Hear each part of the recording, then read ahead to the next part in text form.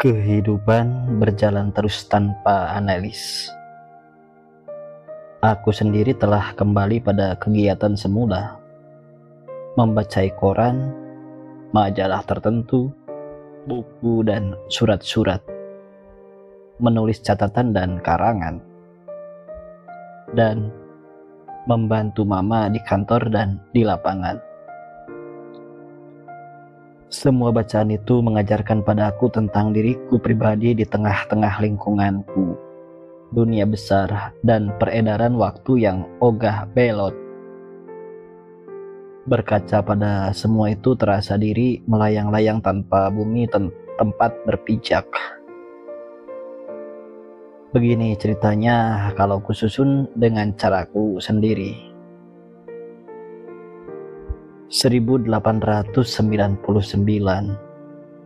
tahun penutup abad 19. Jepang semakin menarik. Bangsa mengagumkan itu semakin mengherankan. Dalam catatanku dulu terbaca, Belanda dan Jepang telah menandatangani persetujuan persahabatan sekitar setengah abad yang lalu. Satu demi satu Eropa mulai memandangnya sebagai bangsa Asia yang terkecuali. Dan barang 5 tahun yang lalu terbaca olehku dalam sebuah artikel. Jepang turun ke gelanggang, tak mau ketinggalan dari bangsa-bangsa kulit putih. Ikut membagi dunia untuk dirinya sendiri. Ia mulai menyerbu. Manchuria menyerang Tiongkok, wilayah Tiongkok, dan Belanda, Hindia Belanda dengan sendirinya menyatakan diri netral terhadap perang yang terjadi.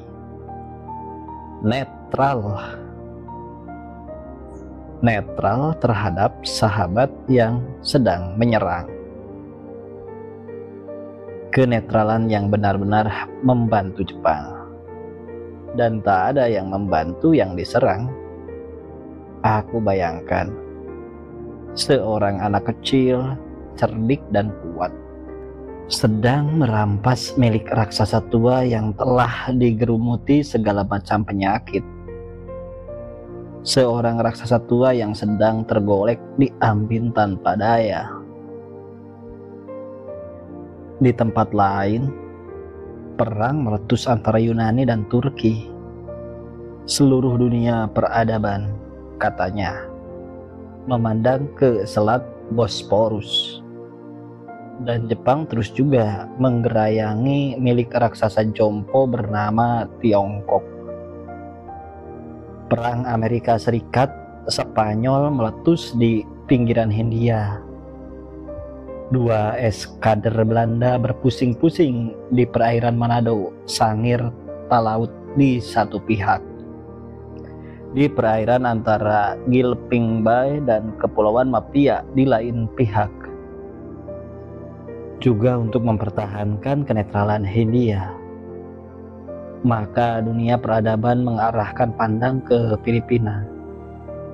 Dan Jepang terus juga menggerayangi milik raksasa jompo yang bernama Tiongkok. Kemenangan demi kemenangan. Dia menggembung makin kuat, makin tegap, makin percaya diri. Hoi, Jepang yang mengherankan. 3 tahun yang lalu, kata sebuah kronik, ditandatangani persetujuan antara Hindia Belanda dengan Jepang. Dan Jepang lagi di dalamnya. Hindia Belanda berhak menganggap penduduk Jepang di Hindia sebagai orang timur asing. Itu 3 tahun yang lalu. Setahun setelah persetujuan. Secara terburu, Hindia menyiapkan rencana undang-undang yang akan mempersamakan kedudukan hukum penduduk Jepang di Hindia dengan orang Eropa. Dan sekarang ini, waktu aku menulis, penduduk Jepang di Hindia telah sama derajat dengan penduduk Eropa. Betapa bangga bangsa Jepang, betapa bangga si Maeko. Betapa tidak, satu-satunya bangsa Asia yang diakui sederajat dengan bangsa kulit putih. Aku hanya bisa bengong. Apa saja telah berkembang dalam diri bangsa ini? Dan sebagai butir pasir dari gurun bangsa-bangsa Asia, samar-samar aku ikut juga berbangga sekalipun. Ya, sekalipun sebagai pemuda anak bangsa Jawa. Aku rasai juga berada di tempat jauh sebagai anak bangsa jajahan. Dan pengajaran Eropa yang telah kuterima belum sampai untuk dapat memahami Jepang. Apalagi pada kemuliaan Eropa. Yang ada terasa olehku sekarang, Eropa mendapatkan kemuliaan dari menelan dunia, dan Jepang dari menggerumiti Tiongkok. Betapa aneh kalau setiap kemuliaan dilahirkan di atas kesengsaraan yang lain. Dan betapa kacau diri di tengah kenyataan dunia. Dalam tingkahan, pendapat, dan perasaan tak terumuskan. Barangkali aku masih terlalu muda untuk dapat menarik kesimpulan yang jelas. Padahal kesimpulan aku perlukan. Kesimpulan. Ibu dari sikap yang bening. Dan pengakuan persamaan derajat itu di Hindia jajahan Belanda memang mengagetkan mereka yang punya perhatian. Jepang telah meninggalkan golongan penduduk bangsa Arab, Tionghoa, India, Turki. Terbang sendiri ke langit cerah, ke daftar bangsa-bangsa Eropa. Bukan hanya di atas kertas, juga dalam perlakuan. Kata orang, di perkebunan dan bengkel, para pengusaha dan mandor mulai tak memanggil mereka koh atau engkoh, tapi tuan. Biar aku pengagum Jepang, rasanya kurang enak juga memanggil mereka tuan. Dan Maeko sungguh mengganggu gambaran baik tentang Jepang. Malah katanya, mereka sudah berhak menerima upah sama dengan orang Eropa totok untuk pekerjaan yang sama. Tak tahulah aku. Kebetulan orang Jepang tak begitu suka punya majikan bangsa asing, kecuali pekerja rendahan. Di seluruh Hindia, barangkali aku satu-satunya pribumi yang punya catatan seperti ini. Siapa pula tertarik pada bangsa lain? Tak ada segumpil kehormatan datang karena catatan semacam ini, apalagi keuntungan bendawi. Mama, seperti yang lain-lain, juga tak punya perhatian. Memang sekali ia pernah bilang, tak ada guna menyewa tenaga Eropa kalau pribumi bisa melakukan. Biar begitu, karena tak punya perhatian, ia heran juga mengetahui beberapa surat lelang ribut berseru dan bersaran. Pecat saja kuli-kuli Jepang itu, tenaganya terlalu mahal. Dengan saran dan seru berkobar, surat-surat lelang itu beroleh kesempatan menawarkan lelangannya. Dan memang beberapa orang pekerja bercerita tentang adanya 3 orang Jepang yang diusir dari pekerjaan pada bengkel delman dan bengkel roti. Dua-duanya perusahaan milik orang Eropa. Kemudian terbetik berita, negeri matahari terbit, negeri Kaisar Meiji itu berseteru pada para perantaunya, menganjurkan belajar berdiri sendiri. Jangan hanya jual tenaga pada siapapun. Ubah kedudukan kuli jadi pengusaha, biar kecil seperti apapun. Tak ada modal, berserikat, bentuk modal. Belajar kerjasama, bertekun dalam pekerjaan. Seruan itu seakan ditujukan padaku sendiri, seperti suara dari langit, seperti dalam cerita wayang seorang dewa berseru-seru dari puncak benda tanpa kepadatan.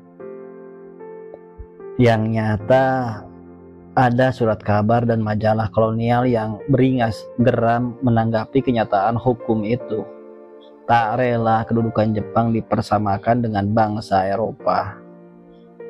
Dan Sang Mare bilang, mereka yang terbiasa menikmati kesengsaraan bangsa-bangsa Asia memang tak rela kehilangan sebagian kecil dari jatah kehormatan yang mereka anggap sudah jadi hak dan sekaligus karunia Tuhan. Ada yang menulis begitu kasarnya. Surat kabar lelang dan advertensi tentu. Negeri pengekspor pelacur dan koki terbesar di dunia ini dengan pengakuan itu bisa mengancam dunia dengan pelesiran dan makan enak. Bisa bikin bangkrut rumah tangga baik-baik. Bisa jadi bala kebobrokan susila. Bisa bikin rusuh peradaban Eropa di Hindia. Kota besar dan kota provinsi bisa penuh dengan rumah-rumah berlampu merah, dengan noni-noni sipit berkimono, dan tinggal mereka akan menyakitkan hati para wanita beradab.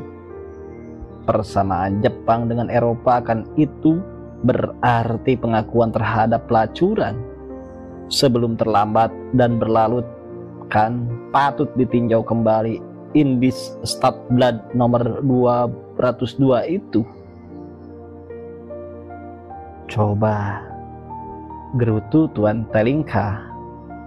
Bagaimana jadinya dunia ini kalau bangsa Eropa harus tunduk sederajat dengan bangsa kulit berwarna yang memang sama sekali belum patut duduk sama tinggi dengan kita. Duduk sama tinggi. Kira-kira memang bisa terjadi. Berdiri sama tinggi. Nei.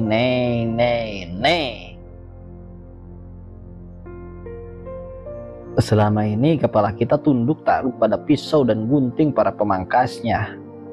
Perut kita dibelai oleh restoran-restorannya, dan daya biak pun mungkin akan dirampas oleh pelacur-pelacurnya. Dan orang Indo kurang cukup banyak di Hindia. Seorang teman selulusan dengan Berang memberi ulasan. Ia terkenal sebagai pengunjung setia kembang Jepun. Kalau begini jadinya, pada suatu kali si cebol sipit berkaki pendek karena terlalu banyak duduk bersila, akan semakin banyak kita temukan di kantor-kantor yang semestinya kita duduki. Menyakitkan. Kalau itu terjadi, apa harus mendahului memberi hormat? Berat dan terluka perasaan ini menanggungkan. Sedang pada opsir-opsir Cina itu aku enggan melihat, biar duitnya 400 karung pun. Seorang teman lain, anak bekas konsul Belanda di Jepang, lain lagi omongannya. Itu pun barangkali ulangan yang kurang baik dari mulut ayahnya atau ibunya. Jepang, kan mereka sudah banyak berjasa pada kita. Belanda, dalam pertempuran dan perang menundukkan Hindia kan sudah terlalu banyak yang tewas untuk POC. Sudah sejak mempertahankan Batavia terhadap serangan Mataram. Masih tetap masuk. Masih tetap belum enak rasanya. Dan Martin Nisman, memang kekhawatiran dan ketidaksehatian terhadap persamaan itu sudah berhasil bikin redup tuan-tuan Indo kolonial punya hati. Ada benarnya, ada juga anehnya. Romawi yang agung tak pernah punya perasaan semacam itu, juga tidak terhadap bangsa-bangsa yang justru telah dikalahkan dan dijajahnya. Dalam hal ini, Nederland tidak pernah mengalahkan dan menjajah Jepang sebagai bangsa. Hubungan Nederland dengan Jepang selalu indah sejak awal abad ke-17. Memang sekali pernah bentrok pada 1863 sampai 1864. Itu pun hanya dengan seorang adipati pemerintah pusat kekaisaran Dai Nippon. Malahan bentrok itu melahirkan 1864 yang membuat hubungan semakin lebih baik lagi. Jadi memang aneh mengapa justru tuan-tuan Indo kolonial khawatir dan tak senang hati. Tuan-tuan telah mengalahkan bangsa-bangsa Hindia. Memang tuan-tuan berhak dihormati mereka, berhak menuntut apa saja dari mereka sebagai akibat hukum sejarah di mana kemenangan perang menentukan segalanya. Tapi terhadap bangsa Jepang tidak ada jalan lain daripada harus menganggapnya sebagai sesama. Dan terlingkar lagi, sayang aku tak tahu tentang bangsa-bangsa Romawi itu, karena sudah tertulis dalam hikayat tentu benar. Tapi dengan Jepang ada kelainan. Mengakui sama tinggi dalam segala cuaca tidak mungkin. Itu langsung menyalahi kenyataan alam. Dan Sang Mare, mengapa tidak setuju tak dapat mengekang nafsu menghina antara kita sendiri? Kalau hanya hendak menghina pun tidak semua bisa berdiri sama tinggi. Penghinaan yang bodoh hanya akan memukul diri sendiri. Kan di antara kita sendiri dapat dihimpun sejumlah tuan kolonial cebol karena salah atau tidak salah tumbuh. Satu suara lagi. Sekarang Jepang diakui sama dengan bangsa Eropa. Itu tak lain dari kemurahan dan kedermawanan kita, dan sudah jadi kenyataan hukum. Soalnya kalau Cina juga mencapai sedikit kemajuan seperti Jepang, apa dia akan dipersamakan juga? Kiranya tidak salah kalau kita berani mengajukan pertanyaan ini, dan juga harus berani menjawab tentu. Bila ternyata kita harus menjawab, ya bagaimana bakalnya Hindia ini? Di mana lagi bakal tempat kita? Bangsa Jepang dan Cina terkenal sebagai bangsa pengembara karena kemiskinan. Kabarnya Jepang kini semakin berduyun ke Hawaii, malahan mulai berdatangan ke Amerika Utara dan Selatan. Bangsa Cina telah memasuki Asia Tenggara dalam gelombang-gelombang besar. Kata para pengenal, sudah mulai sebelum Masehi. Di Hindia sendiri jumlah mereka yang terdaftar dan tidak sekian lipat kali lebih besar daripada total jenderal, totok, dan peranakan Eropa. Apa kita boleh melupakan perang Cina 1741 sampai 1743 yang menyapu kekuasaan VOC sepanjang pesisir utara Jawa dan jatuhnya Keraton Kartasura. Semoga tuan-tuan besar kolonial yang kita semua hormati sudi merenungkan barang sejenak. Lihat tabungan kolonial kita. Berapa saja sudah uang dan jiwa telah kita kuras untuk memadamkan setiap perlawanan pribumi sejak mula pertama kita mendarat di bumi Hindia sampai detik ini. Korek tabungan itu, berapa puluh ribu saja di antara bala tentara kita tewas di Jawa dan Sumatera karena perang dan malaria. Kita telah berperang terus-menerus untuk dapat berkuasa. Setiap bocah kolong tangsi bisa bercerita.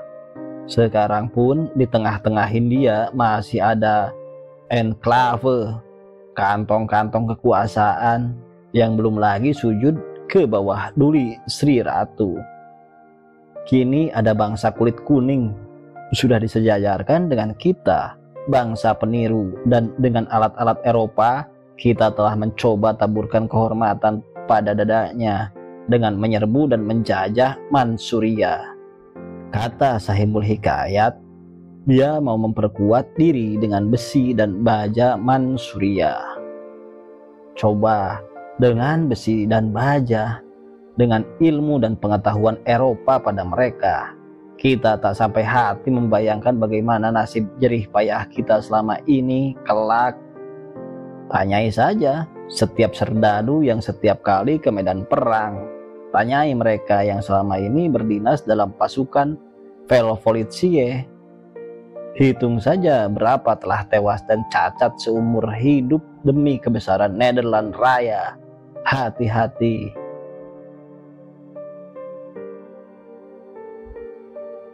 Aku sendiri dari semua itu dipaksa membayangkan Jepang seakan sudah begitu dekat dengan Hindia, siap hendak menggantikan kekuasaan Belanda.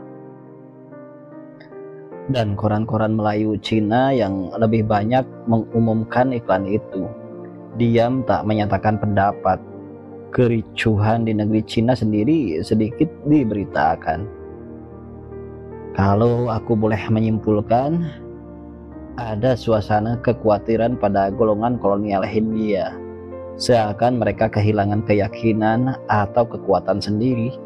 Dan bagaimana bisa bangsa bertubuh tinggi besar itu begitu takut pada bangsa yang tidak disukai dan dihinanya sendiri? Memang aku tidak mengerti. Hanya dapat merasai ada sesuatu yang menggelisahkan segolongan penduduk Eropa dan peranakannya. Mama tidak membaca surat kabar pada hari-hari belakangan ini. Ia tetap sibuk, agak tidak memperhatikan rias dan solek. Gelang-gelang gelap melembayang di bawah matanya. Ia jarang bicara, juga jarang menegur aku. Lebih sering termenung bila tak bekerja, maka juga aku tak mencoba menanyakan pendapatnya. Kalau aku memaksa diri memahami apa yang sedang terjadi dengan kemampuanku yang baru sejengkal, memang mereka sedang cemas pada bayang-bayang sendiri, dan bayang-bayang yang muncul jauh di ufuk penglihatan pula. Bagiku sendiri, Jepang masih sesuatu yang mujarad, dan kekagumanku padanya baru kekaguman pada suatu kemujaradan. Dengan pikiran pula belum dapat kukuraba sebagai sesuatu wujud. Beda dengan Cina, yang dapat ditemui dan dilihat di mana saja di Hindia. Kaki telanjangnya yang melangkahi jalan raya dan jalanan dusun dengan barang dagangan di kulitnya yang cerah dan tidak pernah mengeluh. Orang tidak mengakrabinya karena keterbatasan bahasa mereka, karena kelainan kebiasaan dan kepercayaan. Namun bagiku memang mempunyai kelebihan yang menarik. Tanpa mengayunkan pacul atau parang, tanpa membalik tanah, dan tanpa menumbuhkan biji-bijian, mereka dapat makan dan mampu hidup lebih baik daripada pribumi seumumnya. Orang tak mau melihat kelebihan mereka, kecuali melototi perbedaannya. Dan kalau Cina sudah punya kelebihan seperti itu, barang tentu Jepang lebih jauh lagi. Teringat olehku akan Maiko, satu-satunya orang Jepang yang pernah kulihat dan kukenal dalam sidang-sidang pengadilan. Dia hanya seorang di antara sekian banyak pelacur Jepang, meninggalkan tanah kelahiran dengan tekad mengumpulkan modal, membangun perusahaan bersama calon suami. Dan berapa sudah modal yang dikumpulkan oleh para pelacur ini dari seluruh dunia? Berapa yang sudah dibawa pulang oleh yang bukan pelacur? Berapa perusahaan sudah berdiri di Jepang? Tak bisa bayangkan aku, kecuali sibuknya negeri itu dengan segala macam perusahaan. Biar aku pengagum Jepang, tak pernah kusangka bangsa yang tak pernah dijajah oleh Eropa ini bisa memperoleh kehormatan internasional begitu tinggi di antara bangsa-bangsa termaju di dunia. Kapal perangnya menjelajahi semua perairan dunia. Moncong meriamnya menuding langit dan laut. Betapa akan bangganya setiap orang Asia dengan kehormatan seperti itu. Tidak pernah merangkak berkautou pada kekuasaan asing. Dan dalam suatu terbitan tanpa dapat diduga, Martin Nisman melepaskan sesuatu yang baru. Dia tak lain dari dia yang seingatku mengawali perbincangan tentang bahaya kuning dari utara. Bertentangan dengan tulisan sebelumnya, dia memperingatkan. Satu langkah dari Jepang memang Cina. Belakangan suasana gelisah mengawang di semua negeri jajahan Eropa di Asia Tenggara, membentang sejak Cochin Cina sampai Hindia. Kegelisahan itu ada pada kekuasaan kolonial, dan kegelisahan lain yang tidak banyak dikenal, lebih mendalam, lebih diam-diam. Kegelisahan bangsa-bangsa jajahan yang sudah jenuh dan jera melayani tingkah para yang dipertuan dan para beliau. Kegelisahan para pemimpin agama rakyat di daerah-daerah jajahan. Sudah amat sangat lama, tapi kegelisahan pokok juga kurang disadari adalah tak lain dari sang bahaya kuning dari utara. Gerakan pembaruan peremajaan di Cina, bagaimanapun kecil dan tak berarti kelihatannya, makin lama akan semakin besar.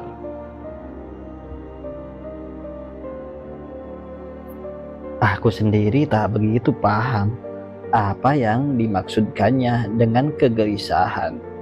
Justru karena kata itu aku ingat-ingat. Gelisah. Dan tidak lain dari suara Herbert de Lacroix melalui surat Miriam, membikin aku jadi bengong. Mingke yang baik, jangan kau jadi bosan pada kami karena kami telah terlalu cerewet tentang negeri dan bangsa. Papa bilang, sampai dengan masa hidup kita ini, Mingke, terus-menerus bangsa-bangsa dari utara datang padamu untuk menginjak-injak kau. Ya, sampai dengan masa hidup kita, Mingke, kau sendiri ikut mengalami. Utara selalu jadi mata angin keramat bagi bangsamu. Sampai-sampai dalam impian, kan mimpi berlayar ke utara selalu dianggap oleh bangsamu sebagai firasat bakal mati. Kan sejak zaman-zaman tak dikenal bangsamu menguburkan mayatnya ke utara bujur. Kan ideal rumah kalian adalah menghadap ke utara. Kata Papa, karena dari utara lah datang kaki segala bangsa, meninggalkan kalian setelah jadi buncit, dan sampah-sampahnya yang kalian dapatkan, dan penyakitnya, dan hanya sedikit dari ilmunya. Memang dengan berat hati aku tuliskan ini, Mingke yang baik, bukan untuk menyakiti hatimu. Kami hanya ingin menyampaikan, utara bukan sesuatu yang mengandung magis, tapi benar, arahkan selalu pandanganmu ke utara dengan waspada. Sedang Chiang Mare, aku pikir, Mingke, negerimu memang terpencil, terlampau jauh untuk bisa dengar derap bangsa-bangsa lain. Dan bila bangsa-bangsa lain itu telah merasa sesak di negerinya sendiri, dia bisa datang padamu dan mendapatkan tanah lembut dan hangat untuk bersantai dan bersimah rajalela. Bangsa kecil seperti Belanda pun bisa berbuat semacam itu di negerimu, dan bangsamu tidak bisa berbuat sesuatu apapun. 300 tahun, Mingke, tidak sebentar. Memalukan. Bukan itu saja, sesungguhnya aku menjadi geram karena kesadaran yang tak berdaya. Semakin lama aku semakin bingung dengan riuhnya pikiran dan pendapat begitu banyak orang. Sekolahan tetap paling sederhana. Orang hanya mendengarkan dan percaya, tak bercadang pada beberapa orang guru. Dan angka terbaik diberkatkan pada setiap murid yang jadi sebagaimana dikehendaki guru-gurunya. Dan Martin Nizzman menulis, angkatan muda Cina yang terpelajar cemburu melihat kemajuan Jepang. Jepang yang itu juga yang merampas bagian-bagian negerinya. Cemburu, juga geram dan gusar karena kesadaran yang tak berdaya. Seperti aku seorang. Kasihan angkatan muda Cina ini, kata Nizzman. Dia ketinggalan barang 40 tahun dari Jepang yang dicemburuinya. Kemenakannya itu, coba hanya untuk berani membuang sang Tao Chang dan membebaskan kaki wanitanya dari penganiayaan disformatif adat, paling tidak membutuhkan tambahan 15 tahun lagi. Itu pun belum tentu berhasil. Ya, karena adat akan melawan angkatan muda Cina ini dengan kerasnya senjata.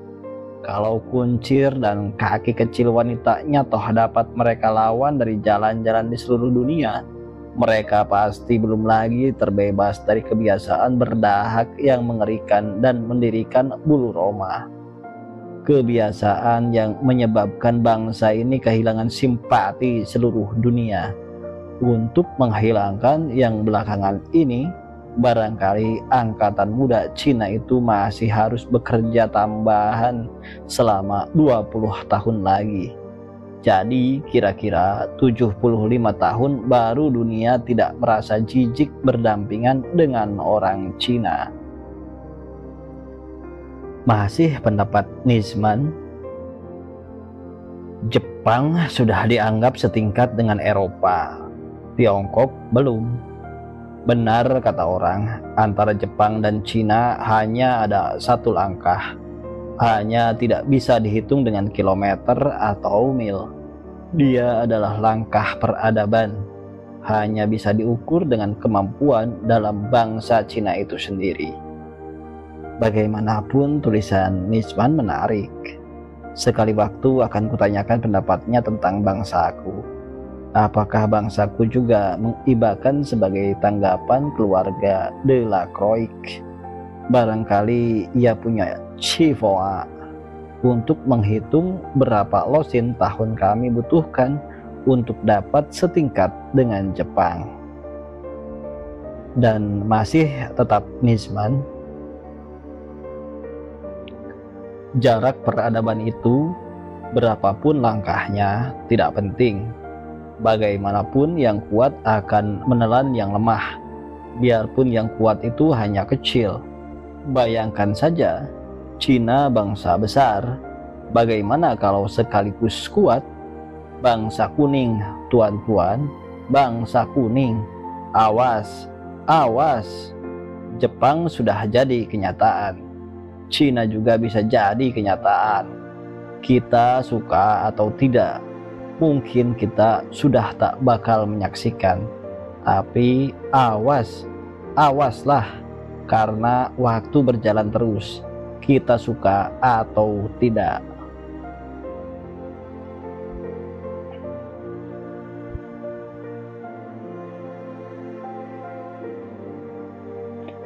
Dan pada suatu hari surat Nizzman tergeletak di meja. Untukku, ia mengharapkan kedatanganku di kantor redaksi, membuat interview Inggris dengan seorang pemuda Cina. Interview Inggris, bukan Belanda. Barang siapa tak dapat menilai ini sebagai kemajuan, tak mengerti aku bagaimana harus bicara dengannya. Mama tak ada keberatan. Seperti bunda, ia tak pernah melarang. Juga seperti bunda, Ia selalu merestui asal diri berani memikul resiko, dan lebih dari itu, tidak merugikan orang lain. Rupa-rupanya hanya Sang Mare saja yang berkeberatan. Dialah yang memulai pertengkaran itu. Mingke, sudah lama aku hendak bicara, tapi segan, katanya. Sekalipun aku rasai sebagai kewajiban. Ada apa, Syang? Ini, Mingke. Ia mulai menerangkan. Kau sudah mendapatkan kemasyhuran karena tulisan-tulisanmu. Tak ada yang bisa membantah. Aku sendiri punya pendapat yang agak berbeda. Mungkin juga pendapat ini bersumber pada kau sendiri. Begini, Mingke. Menurut pendapatku, kemasyhuranmu bukan kau peroleh dari tulisan-tulisanmu saja. Lebih banyak karena pribadimu. Kau punya cara dan sudut pandangan lain. Kau punya cara mengungkap lain. Semua itu khas, Mingke. Tulisanmu hanya pancaran, tidak hanya pantulan saja dari pribadimu. Memang pribadimu sangat menarik. Beruntung kau menguasai Belanda, dan dengan itu kau menulis. Sudah sejak semula pidatonya yang panjang itu menerbitkan kecurigaanku. Mungkin juga pendapatnya hanya tangan kedua. Ia tak mengerti Belanda dan tak bisa bicara sepanjang itu. Aku merasa tak senang digurui semacam itu. Kalau hanya hendak melepaskan diri dari ketergantungannya pada aku rasa ia tak perlu membuka pidato. Sudah jadi haknya untuk bisa berdiri dengan kekuatan sendiri. Baiklah, kalau dia merasa sudah dapat berdiri sendiri, aku pun ikut bersyukur. Tapi cara ia menyampaikan aku rasai sebagai suatu pembukaan, suatu luapan yang selama ini dipendamnya. Ya, bagaimana, Syang? Ada yang aku masih sayangkan. Mungkin juga disayangkan oleh ribuan orang. Mengapa kau hanya menulis dalam Belanda? Mengapa kau hanya bicara pada orang Belanda dan mereka yang mengertinya? Kau tak berhutang budi sedikit pun pada mereka seperti pernah dikatakan oleh ibumu. Apa yang kau harapkan dari mereka? Maka kau selalu bicara pada mereka. Prasangka telah membuat kata-katanya terasa melambung tak kenal rendah hati. Angkuh dan tajam menggurui, bahkan menegur. Kegeramanku meluap. Kurasakan dia sedang membuka jalan untuk menjerumuskan. Dia menghendaki aku menulis dalam Melayu, biar dia sendiri bisa langsung baca. Sebaliknya, kemasyhuran dan prestasi serta prestise ku hancur. Aku pandangi dia dengan mata membelalak. Kau marah, Mingke? Tanyanya dengan nada yang terasa begitu angkuh. Aku tahan kegeramanku. Bagaimanapun dia seorang sahabat, bukan musuh. Tak boleh dia menjadi bekas sahabat. Mungkin dia hanya tak mau melihat kenyataan. Pribadiku tak bisa berpisahan dengan tulisanku, sedang tulisan tak dapat berpisahan dengan bahasa Belanda. Perpisahan antara ketiganya hanya akan membuat orang yang bernama Mingke ini sampah jalanan belaka kurang lebih. Jadi, kau menghendaki aku menulis Melayu? Tanya aku. Supaya aku tak dibaca dalam bahasa yang kau bisa baca. Kau salah duga, Mingke. Jangan jumlahkan aku dalam persoalan ini. Buat kepentinganmu sendiri aku bicara ini. Bahasa Melayu yang paling banyak dipergunakan di Hindia ini jauh lebih banyak daripada Belanda. Apa kau tak mau tahu? Bantahku. Hanya orang kurang atau tidak berpendidikan saja membaca Melayu. Sang Mare nampak tersinggung karena ia sendiri tak berbahasa Belanda, dan itu justru yang kuhendaki.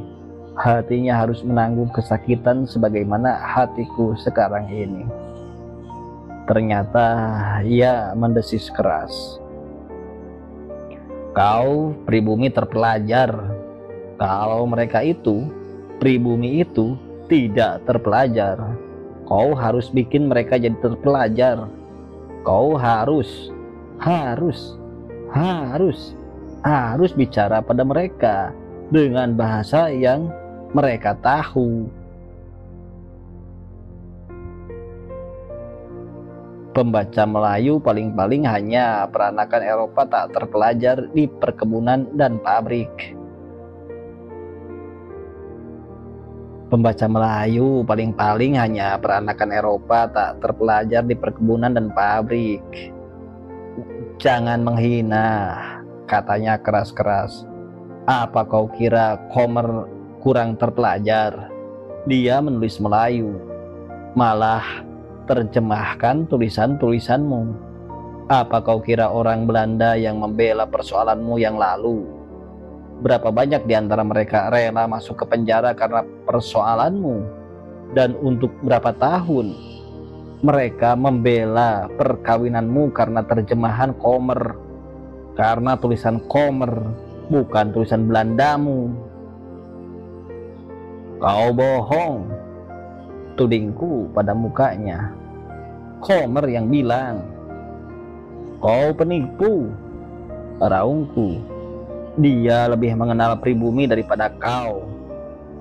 Desisnya mendawa aku. Kau tak kenal bangsamu sendiri. Kau sudah mulai kurang ajar, Pak raungku.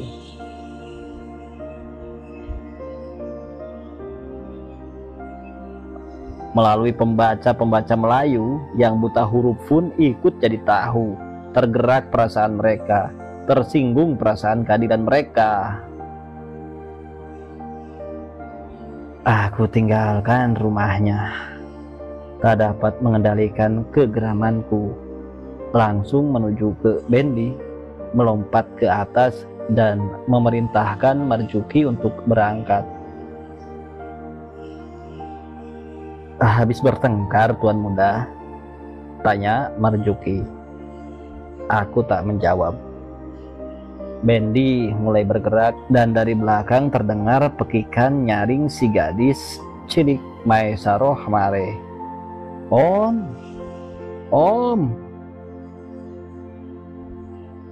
Persetan, jalan terus Juki.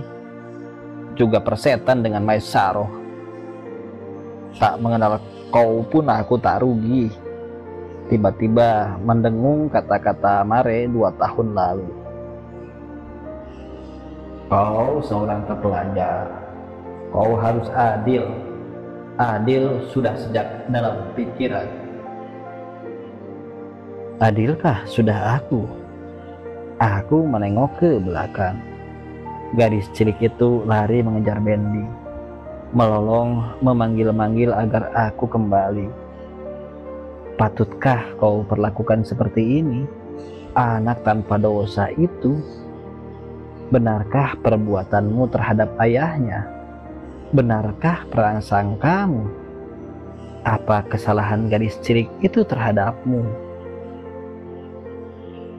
Kembali, perintahku pada Marjuki.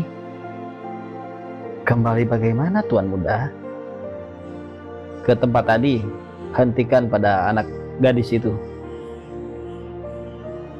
Sesampai di tempat Maesaroh telah megap-megap kehabisan nafas. Aku melompat turun. Mukanya basah karena air mata dan tangannya melambai-lambai putus asa di udara. Aku angkat dan gendong dia. "Mengapa kau, Mai?"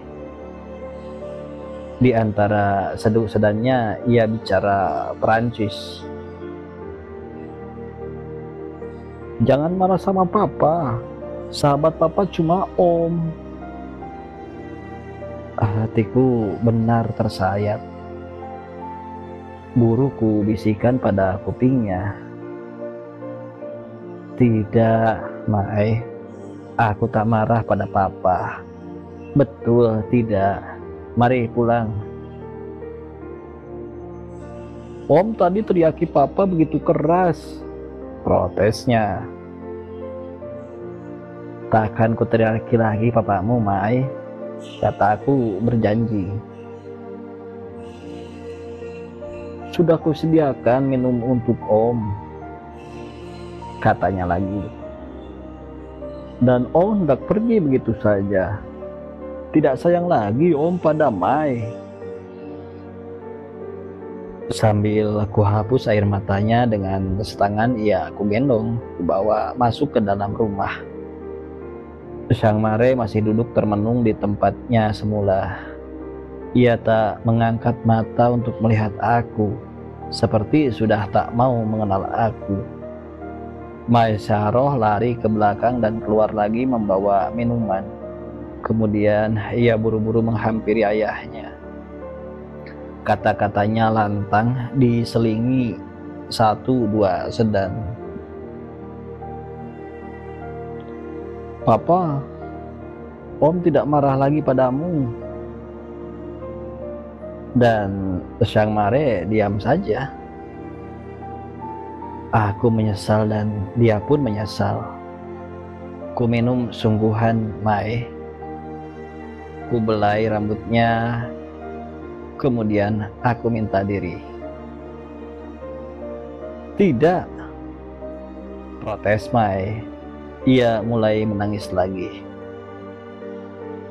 "Om masih tak bicara sama papa." Dengan matanya yang merah kuyup itu, ia tubruk aku. Ia memprotes dengan caranya sendiri.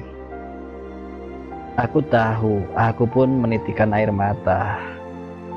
Kutubruk Sang Mare, kurangkul dia. Aku cium pipinya yang lebat dengan bewok. "Maafkan aku, Sang. Maafkan aku." Aku menangis dan Sang juga menangis. Semua itu terjadi seminggu yang lalu. Sekarang dengan surat Nisman di tangan, aku datang lagi jam 8:30 pagi. Mai sedang bersekolah. Sang sedang melukis. Akan kubalaskan kegeramanku. Mingke bukan saja tak perlu menulis Melayu, kini bahkan meningkat naik, akan membuat interview Inggris. Ia nampak tak acuh melihat aku datang. Aku hampiri dia dan memulai. "Sang, sekali lagi maafkan kelakuanku yang tidak sepatutnya dulu." Tanpa menengok dan terus menyapukan kuas pada kanvas, ia menjawab, "Aku mengerti kesulitanmu, Mingke. Kau sangat berduka cita belakangan ini. Kau masih berkabung. Memang aku yang salah, tak pandai memilih waktu. Lupakan, Mingke. Lagi pula, aku tak patut mencampuri pengabdian hidupmu. Aku tak bermaksud buruk terhadap kata-kataku." Ucapannya terdengar resmi dan masih tetap panjang. Suatu lonceng peringatan bagiku. Tentu sesuatu yang buruk takkan keluar dari kau. Sekarang datang saat untuk menjawab keangkuhannya dengan surat Nizman. Biar dia tahu, Mingke tetap semakin maju. Dia akan kaget. Dia harus kaget. Dia harus lebih mengenal siapa Mingke. Xiang, Nijman menyurutai aku, meminta aku datang ke kantor, bukan untuk menulis Belanda. Kau tak setuju, bukan? Aku menulis Belanda. Ia letakkan kuasnya dan memandangi aku terheran-heran. Bukan aku tak setuju, jawabnya dan tak meneruskan. Nijman minta aku menulis. Tahu menulis apa, Xiang? Inggris.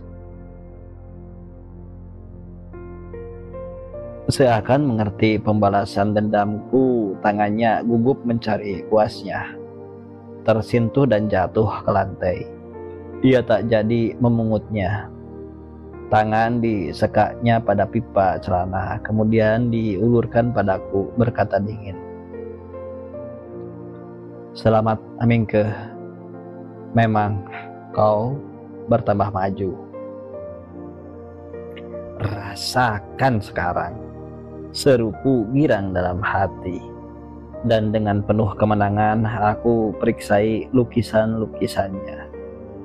Setelah mendapat propaganda dari Dr. Martinet pada malam pengantin kami, ia mendapat banyak pekerjaan tanpa melalui perantaraanku.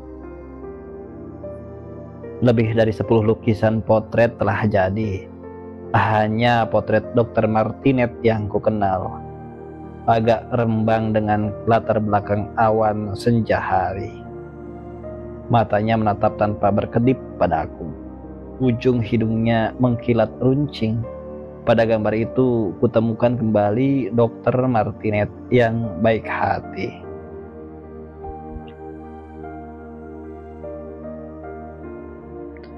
Lukisan-lukisan itu sudah selesai. Tinggal mengambil Mingke. Tiba-tiba ia membelokkan percakapan. Kau masih pengagum Jepang, bukan? Betul, Xiang. Ia tak meneruskan, sebaliknya justru mulai menerangkan siapa-siapa yang telah dilukisnya. Administratur ini dan itu, scout polisi dan employee ini dan itu seakan sedang memamerkan kejayaannya.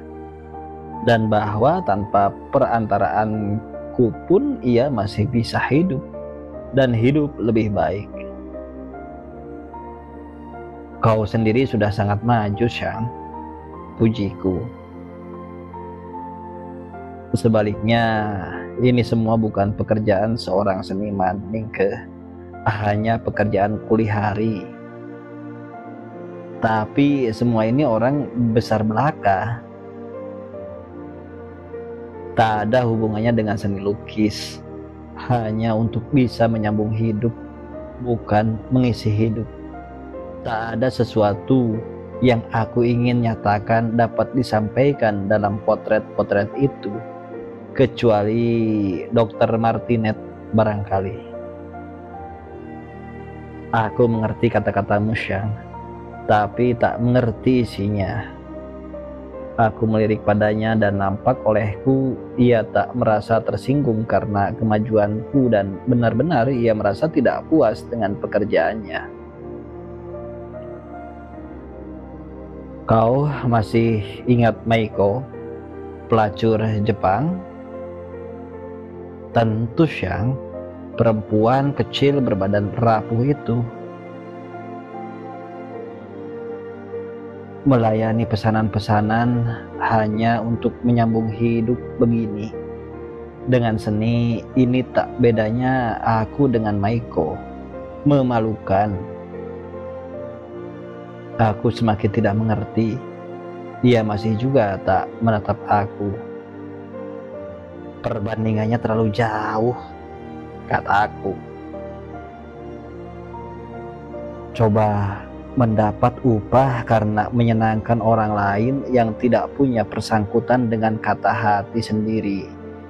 Kan itu di dalam seni namanya pelacuran. Kau masih lebih beruntung dapat tumpahkan isi hatimu dalam tulisan. Aku tidak. Ia berjalan terpincang-pincang pada tongkat ketiaknya ke jendela. Dari sana ia berkata sambil berpaling padaku,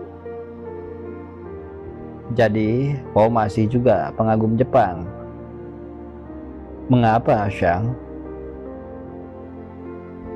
Kalau semua orang Jepang tak mau menulis dalam bahasanya sendiri." Sekaligus aku tahu ia sedang lancarkan serangan pembalasan. Kembali aku berjaga-jaga. Ternyata ia belokkan arah. "Ingat kau pada kata-kataku dulu tentang ukiran Jepara. Aku lebih puas dapat memasukkan motif-motif Jepara itu dalam perabot-perabot ciptaanku. Setidak-tidaknya aku masih dapat mengabdikan karya keindahan bangsamu untuk tidak mudah dilupakan orang.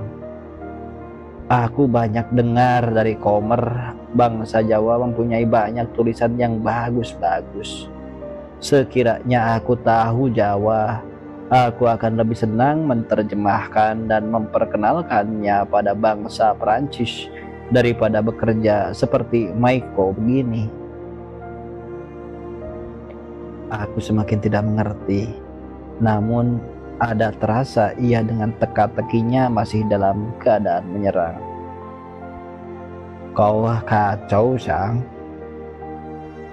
"Ya, aku kacau." Kami berdua terdiam.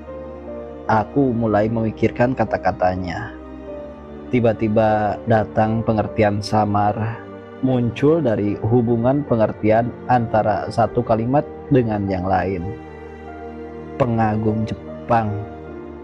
Kalau semua orang Jepang tak mau menulis dalam bahasanya sendiri, mengabadikan karya keindahan Jawa, menerjemahkan dan memperkenalkan pada bangsa Perancis daripada bekerja seperti Maiko. Benar, ia masih tetap dalam keadaan menyerang, dan dapat kurasai maksud serangannya tetap mengkisarkan aku dari bahasa Belanda pada Melayu atau Jawa. Jelas dia tak menghargai kemajuanku dengan Inggris, jadi kubelokkan perhatiannya. "Bagaimana dengan lukisan istriku, Shang?" "Annelies sudah cukup cantik dan menarik. Tak ada yang harus ditambah-tambahkan untuk meriasnya. Pengalaman-pengalaman terakhir memberikan padanya bobot yang khas, yang tak akan dapat ditemukan pada orang lain. Hanya sapuan kuas pelukis yang benar mengenalnya, Mingke, dapat mengerti nilai lukisan itu." Aku tak mengerti seni lukis, jadi tentu Syang. Lagi pula aku tak perlu berbohong padamu atau pada Nyai. Nampaknya ia sedang membaca pikiranku. Kata bohong itu diberinya tekanan, seakan mengajak aku mengingat pada pertengkaran seminggu yang lalu. Tidak patut berbohong pada sahabat, sambungnya. Jadi ia masih tetap mendesak aku menulis Melayu atau Jawa. "Kalau keburu, Syang, akan kujemput Mai nanti," kataku menutup pembicaraan yang tidak menyenangkan itu. "Kau selalu begitu baik, Mingke." Dan aku tinggalkan dia dengan renungannya sendiri.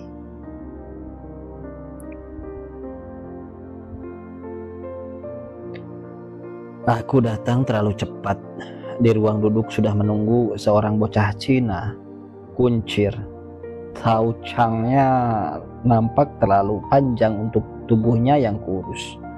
Warnanya yang agak pirang juga kurang cocok untuk kulitnya yang kuning, gading, dan bening. dan seakan melalui kulitnya yang bening orang akan dapat melihat seluruh sistem pembuluh darahnya. Kuncir yang terlalu panjang sampai ke pinggul itu lucu, panjang dan kurang lebat, tak seimbang dengan wajahnya yang bundar, gemuk dan sehat kemerahan. Wajahnya saja, badannya tinggal kurus. Aku perhatikan rambut taucang itu sekali lagi, kasar dan besar-besar.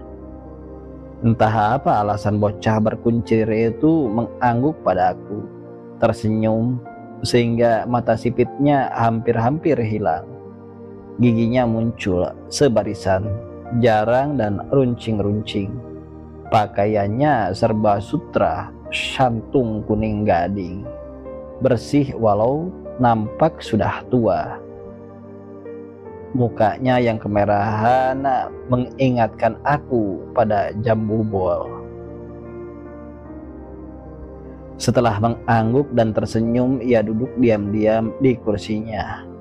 Diam saja, tak mencoba membuka sesuatu percakapan. Dalam hati aku menduga, inilah pemuda Cina yang dimaksudkan Nizman untuk diinterview. Aku berkecil hati juga sekiranya benar dia, seorang bocah dalam pakaian piyama santung, tanpa sepatu, bergigi jarang dan runcing-runcing, seorang sinkeh. Tak mungkin ada anak sinkeh punya urusan dengan koran Belanda. Dan kalau benar dia, mengapa tak tampak dia seorang terpelajar, memasuki kantor orang Eropa hanya dengan piyama sekalipun sutra santung? Ia nampak lebih tepat sebagai penjual kelontong atau minring biasa di kampung-kampung, bahkan tanpa sandal, bercakar ayam. Seorang sinyo totok mempersilahkan aku naik ke loteng ke kamar redaksi. Nizman sedang duduk menulis pada meja. Ia letakkan pena bulu angsanya ke dalam botol tinta, berdiri dan menyelami aku. Kata-katanya riang, ramah namun lemah lembut.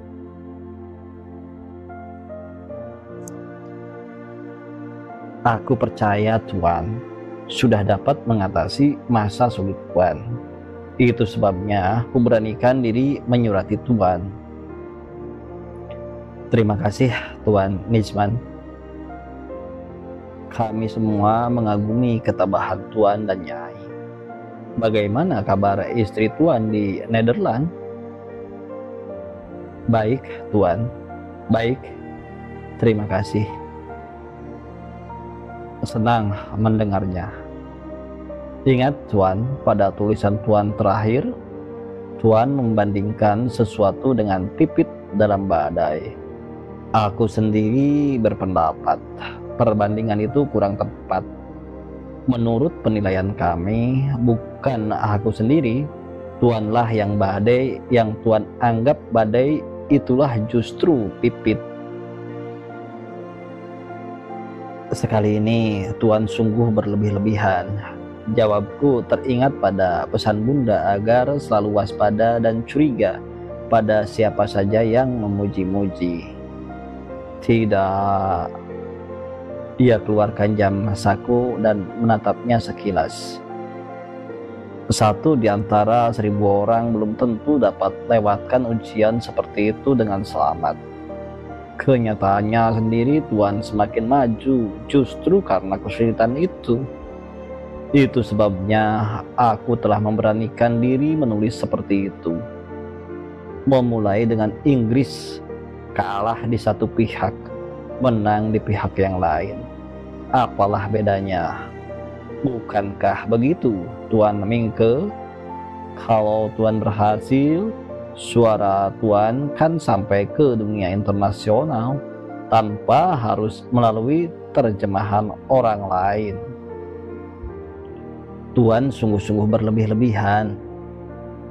Sama sekali tidak, katanya berkukuh. Lihat Tuan, Memang setelah adanya pengakuan persamaan atas Jepang, banyak terjadi keanehan-keanehan di Asia Tenggara ini. Semua tulisan Tuan telah kupelajari, tetapi maaf, tak pernah terbaca olehku tentang keanehan-keanehan itu. Ia tertawa dan mengajak aku duduk di situ. Tidak semua kejadian diberitakan, Tuan. Begini, kan Tuan sudah juga baca tulisanku tentang kegelisahan orang-orang muda Cina yang cemburuan pada Jepang. Ia tembuskan pandangnya pada mataku. Ya, dan banyak lagi yang kubacai setelah menerima surat Tuan. Bagus. Nampaknya orang-orang muda Tionghoa itu bernafsu untuk mengejar Jepang. Kalau Tuan sudah mulai menulis Inggris, Tuan akan bisa langsung berhubungan dengan penerbit Inggris di Singapura dan Hong Kong. Itu akan mendekatkan Tuan pada Inggris Raya, pada dunia internasional. Menulis tentang keanehan-keanehan baru ini akan sangat menarik dunia internasional, Tuan. Siapa tahu Tuan akan sukses juga. Tuhan sungguh berlebih-lebihan, kataku malu. Sama sekali tidak. Kita akan coba. Mula-mula hanya mencatat interview yang akan kulakukan dengan seorang muda Tionghoa, kira-kira seumuran dengan Tuan. Tidak salah lagi. Sinkeh muda berwajah jambu bol tadi juga yang akan diinterview. Di samping itu, Nijman meneruskan, Tuan akan bisa melihat sendiri dari dekat bagaimana keanehan-keanehan di Asia Tenggara ini mulai mengambil bentuk. Akan menarik, Tuan. Orang-orang muda Cina ini tidak lain daripada badut-badut yang membuat lelucon konyol dan berbahaya. Dan sama sekali tidak lucu, bahkan menyedihkan. Siapapun tahu, Tuan jauh lebih terpelajar daripada semua mereka. Pendidikan sistem Belanda termasuk pada daftar teratas di dunia ini. Anggap saja percobaan ini suatu permainan yang menyenangkan.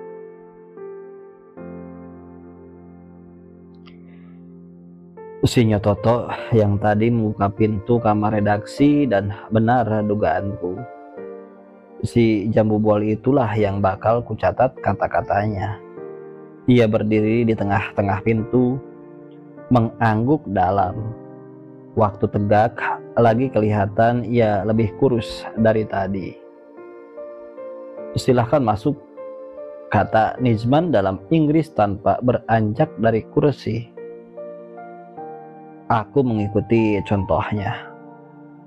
Kakinya yang tiada beralas melangkah gesit dan cepat melintasi ruangan dan menghampiri kami. Berhenti di depan meja dan membungkuk sekali lagi. Beruluk salam dalam Inggris yang aku belum terbiasa. Aku mendahului mengulurkan tangan. Sementara itu aku menyadari kegugupanku. Jangan-jangan aku gagal menghadapi percobaan ini. Aku akan menderita malu kalau tak dapat menangkap kata-katanya. Nijman tetap duduk di kursinya. Bahasa Inggrisnya jelas bagiku. Silahkan duduk, Tuan, katanya. Nah, Tuan Mingke, inilah Tuan Kou Ah Su. Dan Tuan Kou Ah Su, tentunya Tuan pernah menjumpai nama Tuan Mingke dalam koran. Si jambu bol itu membungkuk juga dalam duduknya. Begitu seringnya ia membungkuk sehingga aku menjadi curiga. Apakah benar itu adat Tionghoa sesungguhnya, seasli-aslinya? Ya, Tuan Mingke. Ku tajamkan pendengaran untuk membiasakan diri pada lidahnya. Gelombang peristiwa tentang Tuan dan keluarga Tuan kami ikuti. Kami semua bersimpati pada Tuan sekeluarga. Semoga Tuan tetap kuat. Bagaimana kabar tentang istri Tuan sekarang? Baik, baik-baik saja. Terima kasih, Tuan Hou. Mata sipitnya tajam menembusi mataku. Aku perhatikan sekilas. Tanpa alas kaki dan hanya berpiyama, ia nampak tidak menderitakan perasaan rendah diri. Ia bergerak dan bicara bebas seakan tidak di hadapan orang Eropa, tapi di tengah teman-temannya sendiri. Mungkin satu permunculan yang tidak menyenangkan bagi Nijman yang terbiasa dihormati secara berlebihan oleh pribumi. Bagiku sendiri sikapnya justru simpatik, menarik. Ia tidak mencoba berseakan lebih daripada dirinya sendiri. Selama bicara, mukanya semakin kemerahan. Gigi jarang dan runcing-runcing itu muncul hilang dari balik bibirnya.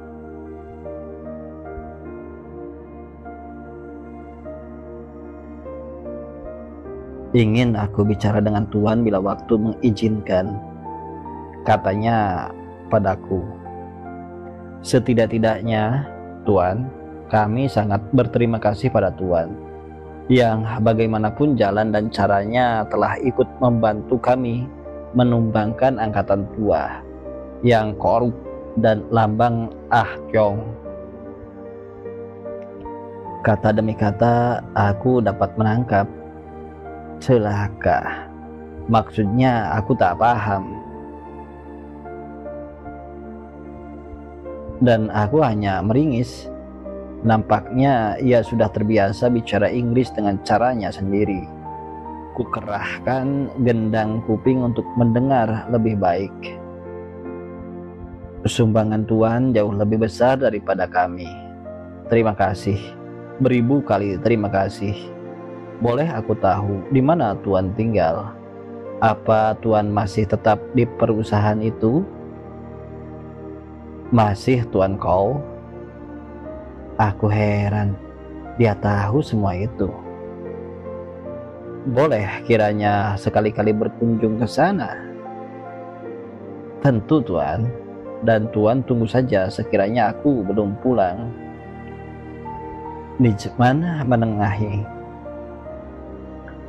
Mari kita mulai dengan tanya jawab, Tuan-tuan. Aku bersiap-siap dengan pensil dan kertas. Shinyo Toto itu muncul lagi di pintu dan Nijman mengusirnya dengan lambaian tangan. Nah, Tuan Hou, Nijman memulai. Sudikah Tuan bercerita tentang asal dan pendidikan Tuan? Tuan-tuan, aku berasal dari Tianjin, anak seorang pedagang. Pedagang apa, Tuan? Segala yang bisa dijual. Lulusan sekolah menengah berbahasa Inggris di Shanghai. Kan tidak dekat jarak Tianjin-Shanghai? Sama sekali tidak dekat. Tuan lulusan sekolah menengah milik Zending atau Monsieur? Aku menulis dan menulis, bukan kalimat, hanya deretan kata-kata. Ah, macam dan kepunyaan siapa sekolahan itu tidak penting. Pada mulanya, aku bermaksud hendak meneruskan sekolah ke Jepang. Mengetahui terlalu sedikit tempat yang tersedia untuk mahasiswa asing, aku tak jadi mencoba. Apalagi ku ketahui beberapa mahasiswa sebangsa aku meninggalkan Jepang sebelum kuliah selesai. Ia diam sebentar, rupa-rupanya memberikan kesempatan padaku untuk mencatat. Apa itu tindakan protes atas perlakuan diskriminasi? Tidak. Mereka telah bersumpah menjadi pekerja yang baik bagi gerakan Angkatan Muda Tiongkok. Lantas, Tuan bergabung dengan mereka. Tepat. Tak ada gunanya orang jadi ahli yang pandai, berpengetahuan setinggi pohon mai. Apa pohon mai itu? Hanya nama sebangsa pohon yang membuat kuning bukit-bukit bila mulai berbunga. Tinggi benar pohon itu. Tidak, sama sekali tidak. Setidak-tidaknya semua percuma kalau toh harus diperintah oleh angkatan tua yang bodoh dan korup tapi berkuasa. Dan harus ikut serta jadi bodoh dan korup demi mempertahankan kekuasaan. Percuma, Tuan. Sepandai-pandai ahli yang berada dalam kekuasaan yang bodoh, ikut juga jadi bodoh, Tuan. Jadi Tuan berkeberatan dengan wujud kekuasaan kekaisaran di Cina dewasa ini? Tanya Nizman. Tepat. Tapi itu perlawanan terhadap kaisar. Ada kiranya jalan lain. Jepang tetap berkaisar. Kami bukan Jepang, Tuan. Jepang dalam kebangkitan, Tiongkok dalam keambrukan. Kami hanya hendak mempercepat keambrukan untuk dapat bangkit tanpa tertindih. Tapi angkatan tua Cina terkenal bijaksana, memberikan banyak peninggalan, kitab, dan benda-benda budaya, peradaban tinggi. Betul, tapi itu angkatan tua yang pada masanya adalah angkatan muda. Sekarang zaman modern, negeri dan bangsa manapun yang tak dapat menyerap kekuatan Eropa dan bangkit bersama dengan itu akan diterkam oleh Eropa. Kami harus racikan Cina kami dengan kekuasaan Eropa tanpa menjadi Eropa, seperti halnya dengan Jepang. Percaya Tuan pada pikiran Tuan sendiri? Tanya Nizman. Kepercayaan itu justru kekuatan yang menggerakkan kami. Kami tak pernah dijajah oleh ras lain. Kami takkan rela mendapatkan pengalaman demikian. Sebaliknya, kami pun tak ada impian untuk menjajah ras lain. Itu kepercayaan.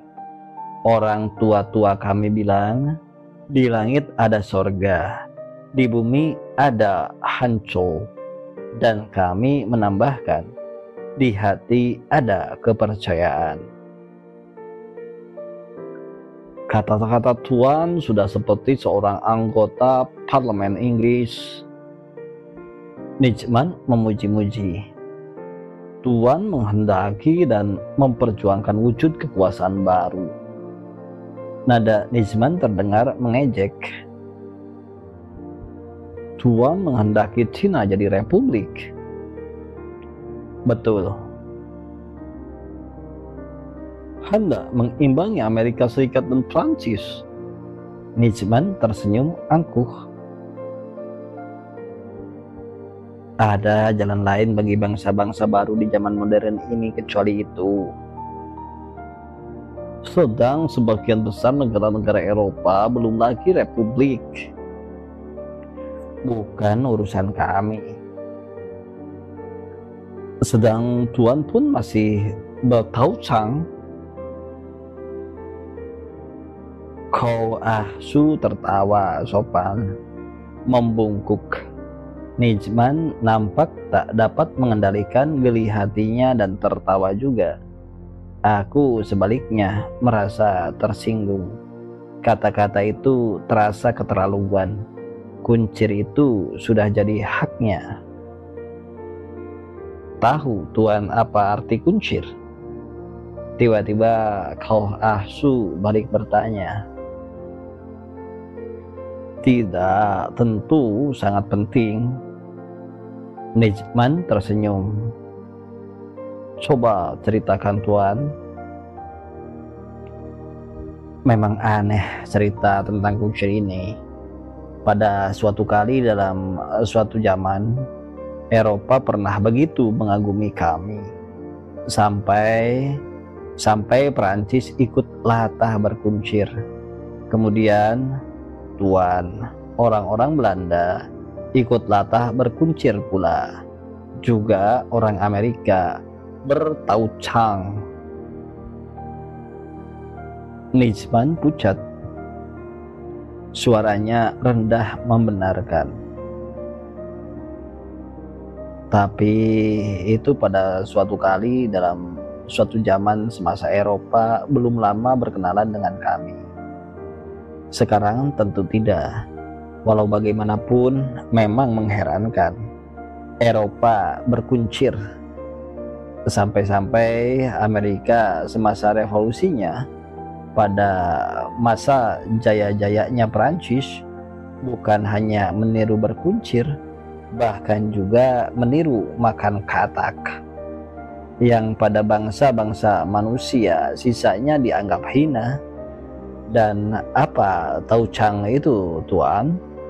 Tidak lain dari tanda budak dan tanda takluk semasa Tiongkok dikuasai oleh bangsa dari utara. Nah, Tuan, kuncir di Tiongkok adalah tanda kehinaan. Di Eropa sebaliknya, dia tanda kejayaan pada suatu kali dalam suatu zaman. Di Tiongkok, orang terbiasa makan katak karena kemiskinan. Di Eropa karena kemegahan. Begitu bolak-baliknya zaman dan keadaan. Bangsa yang dulu gagah perkasa yang memaksa kami berkuncir, dan Eropa dan Amerika menirunya.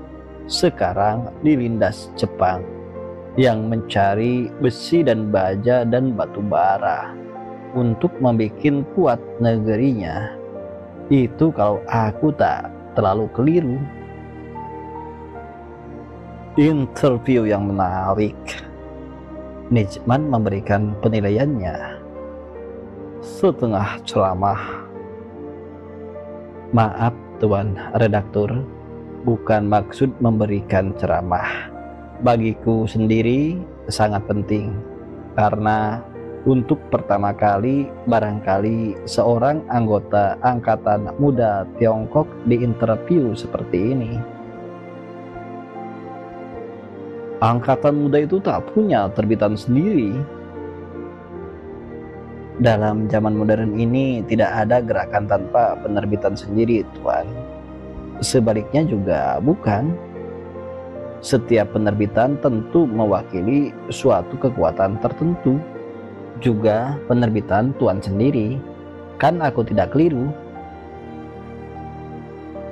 Dan kapan Tuan akan memotong kuncir kehinaan Tuan? Ada waktunya sendiri untuk itu, Tuan. Untuk maksud apa Tuan datang ke Hindia? Ingin melihat dunia. Oh ya, Tuan anak seorang pedagang apa saja yang bisa dijual, bukan?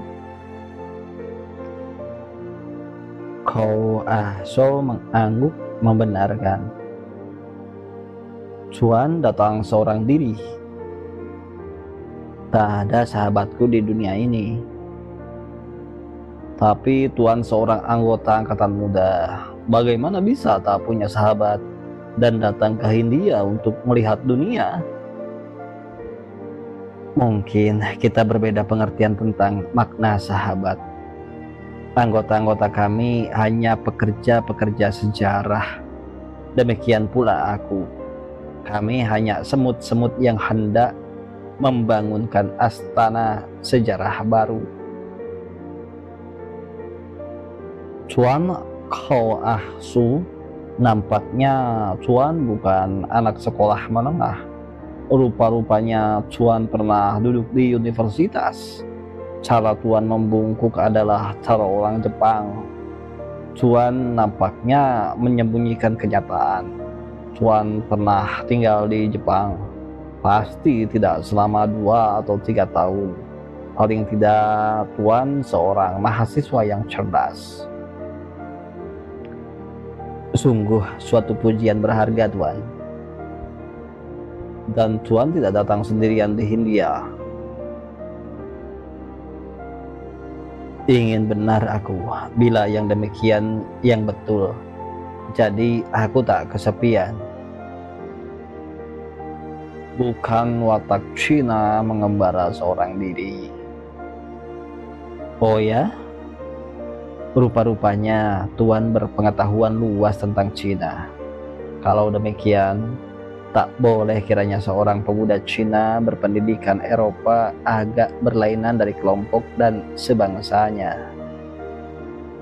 Tuan Koasu, bagaimana pendapat Tuan tentang gajah yang keluar dari kelompoknya? Kan dia gajah yang berbahaya. Bukankah Tuan boleh juga diperbandingkan dengan gajah?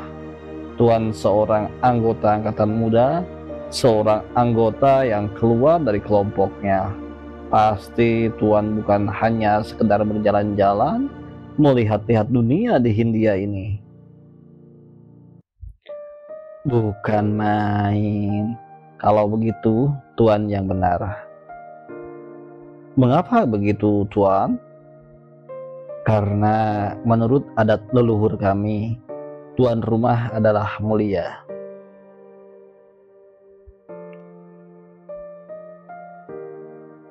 Tuan pandai bersilat lidah. Boleh kiranya sekarang aku mengajukan pertanyaan terakhir. Tuan masuk ke Hindia dengan syah atau dengan menyelundup? Pertanyaan yang sangat bagus. Seperti pernah ditanyakan oleh sejarah pada bangsa-bangsa Eropa. Hai kalian, bangsa-bangsa Eropa. Bukan sekedar perorangan. Tuan-tuan memasuki Hindia dengan syah atau menyelundup? Tuan sendiri yang semestinya menjawab, bukan aku. Selamat siang. Koasu bangkit dari kursi, menyalami aku sambil tersenyum, menyalami Nijman, membungkuk, kemudian meninggalkan ruangan. Beberapa bentar, Nijman masih terpukau, terlongok mengawasi daun pintu yang tertutup di belakang tamunya. Menyadari keadaannya, ia segera berpaling padaku berkata, "Ya, Tuan Mingke, susunlah interview itu dalam bahasa Inggris. Nampaknya terlalu banyak yang dia sembunyikan. Mengaku dari Tiongkok Utara, tetapi namanya nama selatan. Mengaku tak pernah ke Jepang, tetapi tak dapat melupakan adat Jepang dengan bungkukannya." Ia tak teruskan gerutunya. Aku mulai menyusun. Belum lagi sejam, kemudian aku tinggalkan kantor. Masih ada waktu untuk menjemput Mai. Aku mampir di sebuah toko. Harus kubelikan sesuatu untuk si gadis cilik. Pada lemari boneka, aku dapatkan sebuah yang mirip-mirip dengan Annelies.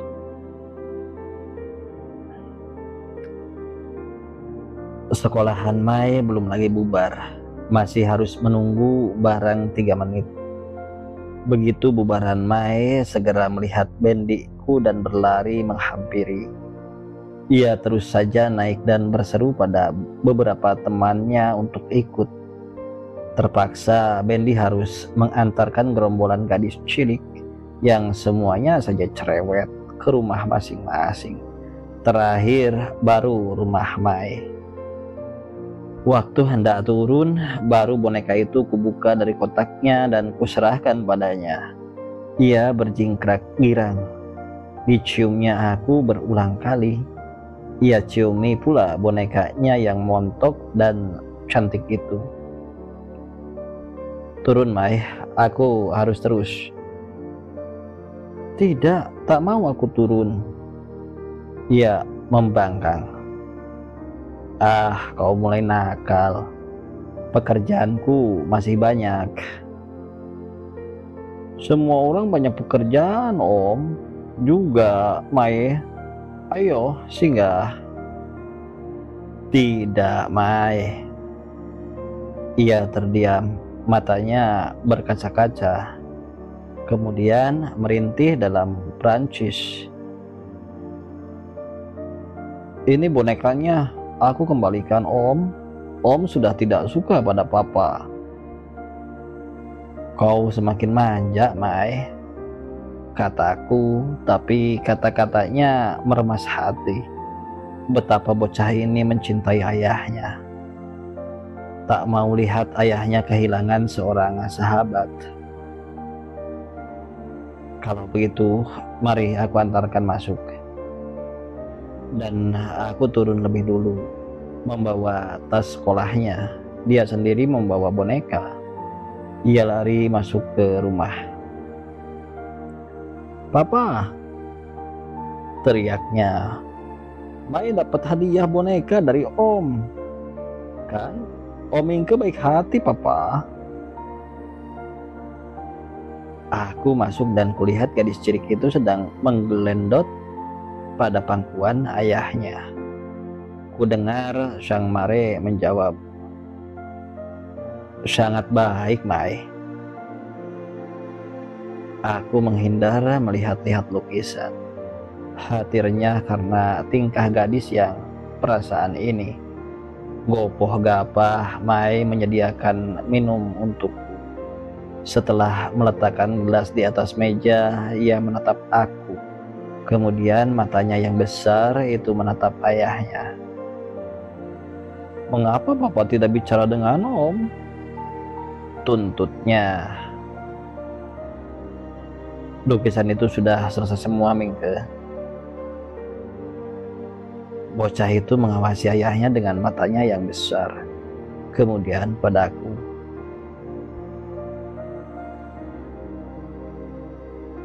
Akan lebih banyak lagi yang kau lukis, Shang. Ya, akan lebih banyak lagi.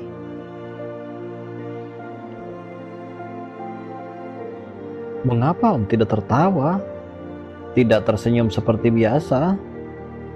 Tuntut Mai. Dan tertawalah aku terbahak sampai rahangku terasa hendak copot. Melihat itu, Sang Mare juga tertawa, juga terbahak. Hanya Mai tidak. Tiba-tiba ia memeluk ayahnya dan tak dilepas lagi. Sang Mare dan aku terdiam melihat tingkah anak yang aneh itu. Mengapa kau, Mai? Mai Syaroh melepaskan pelukannya dan lari ke kamarnya. Terdengar ia melolong seakan tak mau berhenti lagi. Aku lari ke kamarnya. Ia sembunyikan mukanya di bawah bantal dan tangannya merangkul tepian kasur di atas ambin kayu yang tak begitu lebar itu. Mai, mengapa kau? Aku ambil bantal dari mukanya dan kubelai-belai kepalanya. Lambat-lambat ia reda dari tangisannya. Aku dudukkan dia dan ia tak membantah. Jangan menangis, Mai. Jangan sedihkan Papa dan Om. Ia tak mau melihat kepada aku. Sang Mare datang berbincang-bincang padaku, kemudian pun duduk di atas ambin Mai. Kami berdua tak mengerti sesuatu apa, Mai. Mengapa kau? Tanyaku. Ia tetap tak mau melihat padaku atau pada ayahnya. Sayang kau pada papamu? Tanyaku. Ia mengangguk. Sayang kau pada Om? Tanyaku lagi. Ia mengangguk lagi.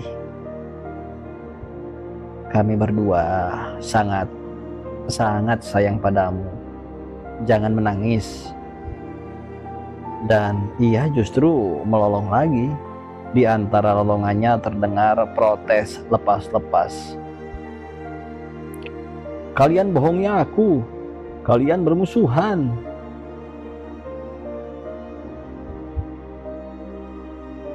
Malam hari setelah dapat meyakinkan Mai bahwa benar kami tak bermusuhan, baru aku bisa pulang.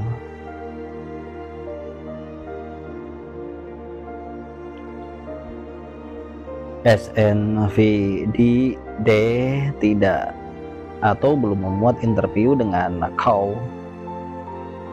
Pada sore keesokannya yang kutunggu-tunggu baru muncul. Memang tidak merupakan headline, namun menempati sudut yang menarik dengan judul yang menarik pula. Pertemuan dengan seorang anggota angkatan muda Cina. Bukan main gembiraku, pekerjaanku yang pertama-tama dalam Inggris dapat dipergunakan oleh Nijman. Akan kunikmati nanti sehabis makan malam. Setelah makan malam, aku duduk bersama Mama di ruang tamu. Melihat wanita itu sedang sibuk dengan perhitungan-perhitungan di atas kertas, segera aku berkata, "Sudah malam, Ma. Sini, biar aku yang kerjakan." "Tidak, ini sangat pribadi. Serigala itu menghendaki 15%. Aku hanya bersedia dengan 5%. Dan aku tahu yang dimaksudkannya dengan serigala selalu Tuan Dalmayer, seorang akuntan. Jadi aku tak perlu ikut campur. Mengapa tawar-menawar persentase?" Kecucukanku timbul bertanya. "Baca saja koran di tanganmu itu." Aku mulai membaca. Antar sebentar mataku mengintip perhitungan-perhitungan yang dibuatnya. Dan ternyata jumlah-jumlah dengan 6 angka. Segera aku menduga jumlah seluruh kekayaan perusahaan. Tak lama ia membuat perhitungan, kemudian memberitahukan, "Besok akan kuambil uang analis dari bank, Mengke. Ingin aku mengetahui perasaanmu. Kau merasa terlanggar hakmu bila kulakukan?" "Mama, apa kau katakan itu? Aku tak punya sesuatu hak." "Bukan begitu, Mingke. Bagaimanapun kau adalah anakku sendiri, seumuran dengan Robert. Dan engkau tahu perusahaan ini pada suatu kali akan diambil oleh orang lain yang dianggap lebih berhak oleh hukum. Aku hendak membuka perusahaan baru. Aku membutuhkan uang analis. Memang tidak banyak simpanannya selama hampir 6 tahun bekerja. Semua disimpannya kurang dari 3.000. Uang ini dapat dipergunakan atas namamu." "Jangan, Mama. Terima kasih banyak. Jangan." "Baik, baca koranmu." Dan aku mulai membaca. Apa? Sudah sejak baris pertama tak ada mempernya dengan interview yang sudah berlangsung. Demikian katanya.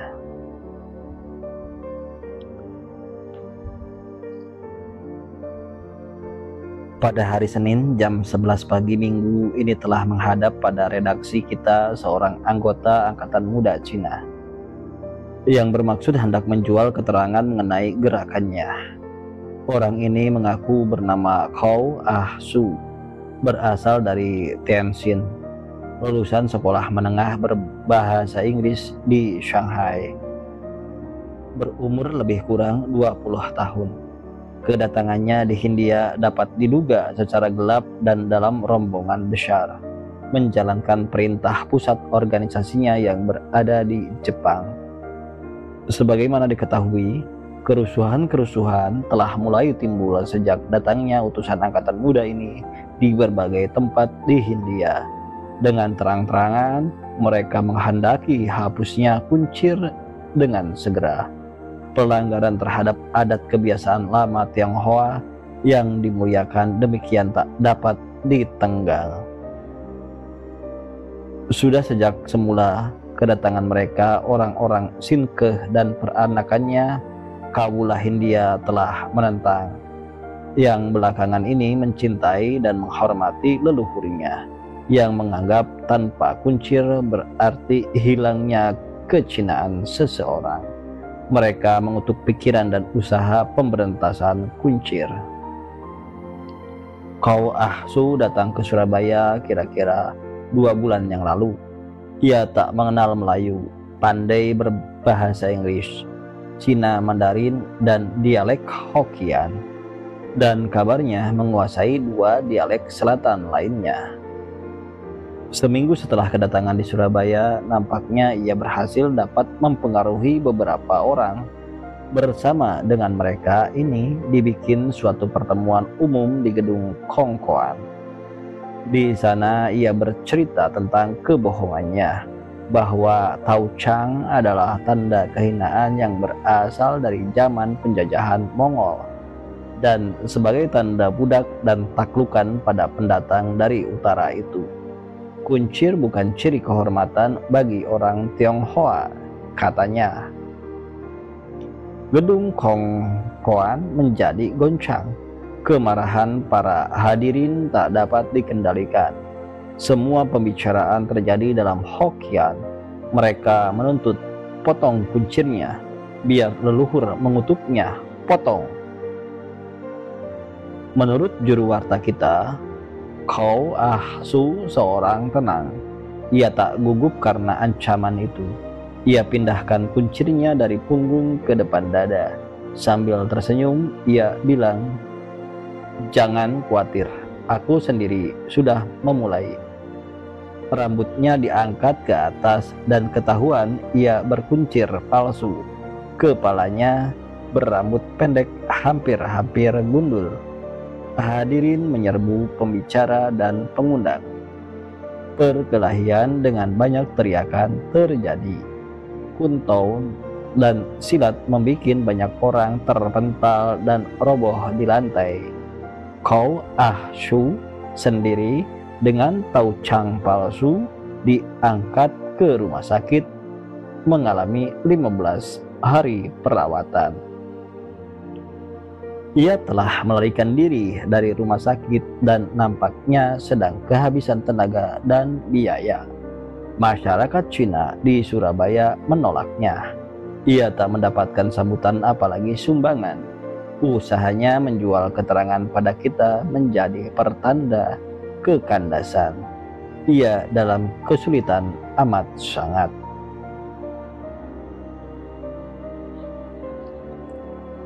Apa yang kutulis tentang interview itu sama sekali tak kujumpai. Sedikit pun tak ada mempernya. Yang jelas, Chow Ah Su dalam kesulitan yang amat sangat karena tulisan itu. "Mengapa kau mengap-mengap?" tanya Mama. Aku ceritakan duduk perkaranya. Ia pun membaca laporan itu. Bagaimana bisa orang berbohong dalam tulisan semacam ini? Tulisan yang harus dihormati karena dibaca oleh ribuan orang. Mama menatap aku dengan iba.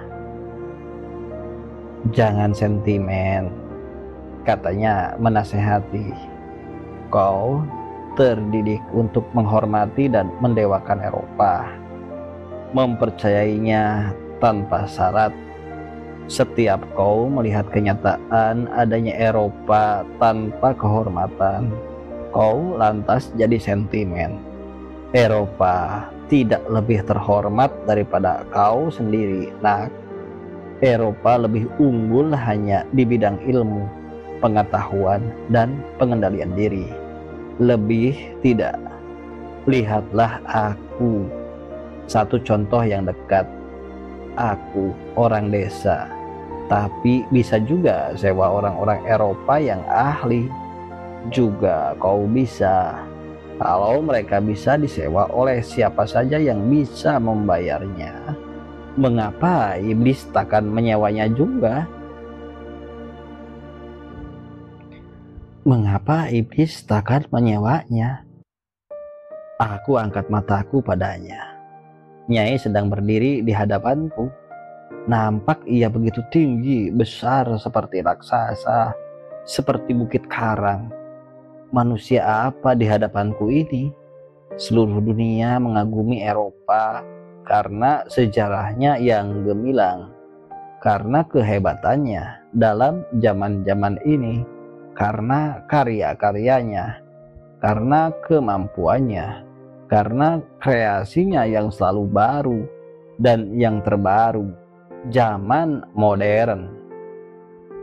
Dia, ibu mertuaku ini, seorang diri menantang Eropa dengan caranya sendiri. Cepat pikiranku melayang pada risalah anonim hadiah Magda Peters yang antara lain mengatakan, pribumi Hindia, Jawa khususnya, yang terus-menerus dikalahkan di medan perang selama ratusan tahun, bukan saja dipaksa mengakui keunggulan Eropa, juga dipaksa merasa rendah diri terhadapnya. Sedang Eropa yang melihat pribumi tidak mengidap penyakit rendah diri, nampak olehnya sebagai benteng perlawanan terhadapnya yang juga harus ditaklukkan. Kata risalah itu selanjutnya, sudah tepatkah pandangan Eropa kolonial ini? Bukan saja tidak tepat, juga tidak benar. Tetapi Eropa kolonial tidak berhenti sampai di situ. Setelah pribumi jatuh dalam kehinaan dan tak mampu lagi membela dirinya sendiri, dilemparkannya hinaan yang sebodoh-bodohnya. Mereka mengetawakan penguasa-penguasa pribumi di Jawa yang menggunakan tahyul untuk menguasai rakyatnya sendiri, dan dengan demikian tak mengeluarkan biaya untuk menyewa tenaga-tenaga kepolisian untuk mempertahankan kepentingannya. Nyai Roro Kidul adalah kreasi Jawa yang gemilang untuk mempertahankan kepentingan raja-raja pribumi Jawa.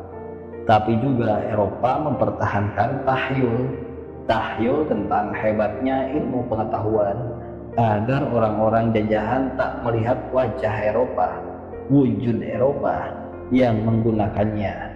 Baik penguasa Eropa kolonial maupun pribumi sama korupnya. Jadi apa yang masih hendak kau herani? Tanya Nyai seakan baru saja membaca risalah anonim yang belum pernah dipegangnya itu. Jangankan Korana, pengadilan dan hukum pun bisa dan boleh dipergunakan oleh penjahat-penjahat untuk melaksanakan maksudnya, Mingke. Nak, jangan kau mudah terpesona oleh nama-nama. Kan kau sendiri pernah bercerita padaku, nenek moyang kita menggunakan nama yang hebat-hebat, dan dengannya ingin mengesani dunia dengan kehebatannya. Kehebatan dalam kekosongan. Eropa tidak berhebat-hebat dengan nama, dia berhebat-hebat dengan ilmu dan pengetahuannya. Tapi si penipu tetap penipu, si pembohong tetap pembohong dengan ilmu dan pengetahuannya. Nada suaranya mengandung kemarahan. Aku dapat mengerti mengapa keluarga yang telah jadi berantakan ini sebentar lagi harta bendanya akan dikuasai dengan jalan penyitaan oleh ahli waris Syah menurut hukum, Insinyur Maurits Melema. Aku tak pernah menggarami kata-katanya.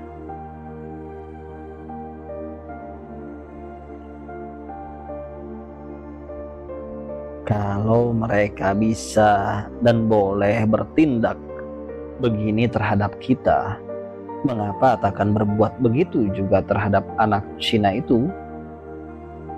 Bahwa orang bisa berbohong melalui koran, mah. Melalui segala-galanya yang mungkin, nak. Nasib anak Cina itu sama dengan kita.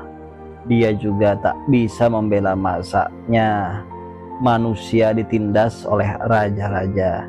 Sekarang ditindas oleh Eropa, nak. Nampaknya kau asu benar-benar dalam kesulitan. Aku membelokkan. Bukan saja dari Sebang saja sendiri yang tak suka pada hilangnya Kuncir, juga sedang dicari-cari polisi karena sindiran masuk secara gelap. Jadi, kau kenal surat kabarmu sendiri sekarang, nak? Bukan surat kabarku. Senang aku mendengar itu. Tapi risikonya kau harus berani tanggung, nak. Apa risikonya, mah? Apa? Paling sedikit anak Cina itu punya dugaan kau ikut campur dalam kebohongan tak tahu malu itu. Boleh jadi dia akan berkunjung kemari. Kalau dia punya dugaan kau seorang pembohong peserta, dia tak akan datang. Moga-moga tidak. Kalau tidak dan dia datang kemari, dia boleh mendapatkan perlindungan kita. Biar dia tinggal di tempat Darsam. Ia duduk lagi. Tak boleh tinggal di gedung ini. Dia tak boleh terlihat. Sambut dia dengan baik. Nah, tentu adat kebiasaannya akan lain. Tapi kau tetap bisa belajar dari dia, dari pikiran lain yang bukan Eropa. Belajar dari pikiran lain yang bukan Eropa. Apa saja yang hidup dalam pikiran mertuaku ini? Mengapa kau bengong begitu? Salah kata-kataku. Tidak cocok dengan ajaran guru-gurumu. Kau melihat aku seperti orang yang baru kau kenal. Iya, mah. Makin hari kau makin mengherankan, mah. Jadi, apa yang sudah kau ketahui dari mamamu ini? Kau sungguh-sungguh guruku, mah. Guru bukan Eropa. Akan kucoba menjadikan ajaranmu bukan hanya jadi milikku, juga jadi perbuatanku. Bukan itu maksudku. Mama, nak, di dunia ini tinggal kau sekarang yang ada padaku. Sendiri begini aku di dunia ini. Hampir-hampir tak tahu lagi aku apa guna masih harus bekerja begini. Sebenarnya aku bisa lewatkan hidup ini tanpa mengerjakan sesuatu apapun. Tapi perusahaan ini tak boleh mati merana. Dia adalah anakku sendiri, anak pertama. Dia harus tetap sebagai anakku yang tercinta. Sekalipun jatuh ke tangan orang lain, dia tidak boleh rusak seperti yang lain-lain. Dia tak boleh hanya diperlakukan sebagai sapi perahan. Dia adalah sesuatu yang hidup. Pikirannya masih juga terpaut pada nasib perusahaannya. Namun ia masih memikirkan kepentingan orang-orang lain. Dia anakku yang pertama. Dan sebentar lagi semua ini bakal tiada. Tinggal kau, nak, menantuku, anakku. Kau lebih dari anak-anakku sendiri. Kadang aku jadi nelangsa, mengapa Robert tidak tumbuh seperti kau? Sering aku katakan pada diri sendiri, bagaimana benih yang tidak sempurna akan punah sebelum berbuah. Memang sakit, nak, harus menerima kenyataan ini. Lebih sakit lagi karena sering pula aku digugat nurani sendiri sebagai seorang ibu yang tak tahu mendidik anak-anaknya sendiri. Itulah sebabnya aku terlalu banyak bicara yang bukan-bukan padamu.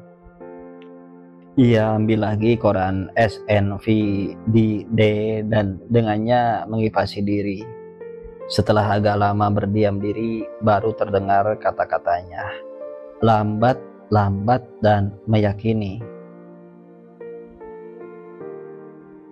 Anak Cina itu tahu mengambil pelajaran dari Eropa dan tahu menolak penyakit Eropa. Sejauh yang ku ketahui dari ceritamu sendiri, tentunya dia anak bijaksana.